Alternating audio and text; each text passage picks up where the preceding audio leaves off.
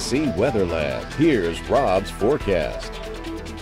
Welcome back. Well, a little bit of a frontal boundary sagging southward along the coast, giving the AC a little bit of a break. We got up to 82 degrees again today before that front pushed on through and got us into the 60s this evening. And that's where we will be tomorrow morning. Lower 60s, some upper 50s outlying areas, but the same front's going to move northward as a warm front out ahead of an important storm system. That's going to be the big weather maker across the U.S. over the next couple of days. In fact, let's get into it and talk about it as we get ready for yet another interesting storm system. This one coming out of the southwest. Now, out ahead of it, we have winter storm warnings. That's shaded in white all the way through the Colorado, Wyoming, Rockies. Winter storm watches that'll go to warnings. And this is a blizzard warning right here in orange. You see that up toward Montana as well. But this is the weather system, and it's mainly going to track this way. So heavy snow on the backside, and on the east side, more heavy rains. And look at all the river flood warnings on the Mississippi River going all the way up through St. Louis, all the way down.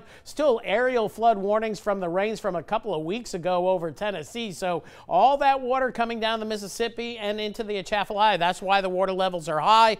But unfortunately, more rains in the nation's midsection. Then melting snow up here a couple of weeks thereafter. We're going to have high water levels coming down the Mississippi for quite a while. Meanwhile, this storm system taking shape across the southwest, Southern California, seeing snow in the mountains all the way down into Mexico, believe it or not, and they're waiting on snow in the higher elevations of portions of Arizona as well, and some heavy rainfall there as well. And that's all going to be translating eastward with time, and we get a taste of some of the showers and storms as we get into late Wednesday, Thursday, but I don't think we're going to see a lot of big action locally. Plenty of clouds across the area, fog getting pushed down to the coast. The last place, I just got a report down in Venice, it was still foggy here, but Boothville had cleared out. But with that front coming on down, that's going to push the fog offshore for a little bit, but then it comes back during the day tomorrow as that front begins to move back to the north as eventually a warm front. So initially a little cool in the morning, temperatures upper 50s to lower 60s. The numbers going lower in the guidance than what we have right now.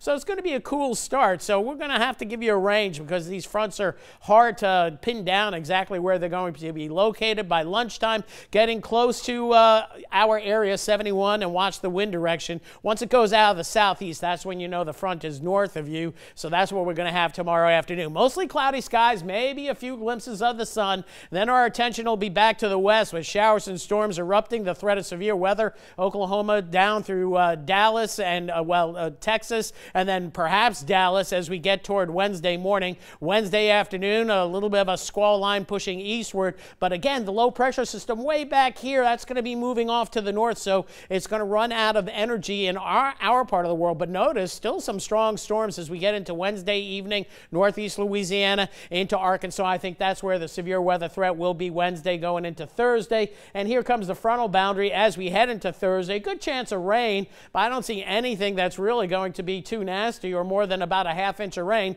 Then cooler air coming in for the latter part of the week. We see that on the Euro model, colder air pushing in, but it's not going to be as cold as that last outbreak. And we stay nice and cool for quite a while through the weekend. Hopefully no precip for the weekend. And going into next week, we see highs in the 60s, lows in the 40s for several days. It'll start to warm up eventually, but look at this, the European model doing something interesting here, and I thought I'd show it anyway. Maybe some sort of tropical hybrid or low pressure system. Watch the way this thing moves across Florida and is off the southeast coast of the U.S. We'll watch that. That could be an interesting weather system that won't affect us other than maybe pull down drier air and keep us dry for a while. Here's the severe weather threat from tomorrow morning through Wednesday morning in Texas. That shifts eastward. I think we'll see more yellow in this area with time, and we are in a marginal risk, but I think we'll get dropped out of that by tomorrow, so check in tomorrow. Temperature-wise tonight, upper 50s to lower 60s. Notice the model data all over the place, so we'll say upper 50s, lower 60s for just about everybody. Then tomorrow, warming up quickly. We'll get back into the mid to upper 70s tomorrow afternoon. So a little little cooler tonight with mostly cloudy skies, a little drizzle, mist, and fog near the coast or just offshore, but that comes back in tomorrow. Warming back up, mostly cloudy skies with a few intervals of sun. We'll go 77 for the high tomorrow, and it'll feel humid again. We had that the last couple of days. Upper 70s to near 80 through Thursday. Rain chances ramping up, and then they ramp down, and temperatures go down as well. This weekend, a nice cool weekend, a weekend more typical of January than March, but hey, we'll take the luck of the Irish and hopefully keep the rain chances low and get a little sunshine in late Saturday and maybe part of Sunday as well. All right, very good. Thanks, Rob.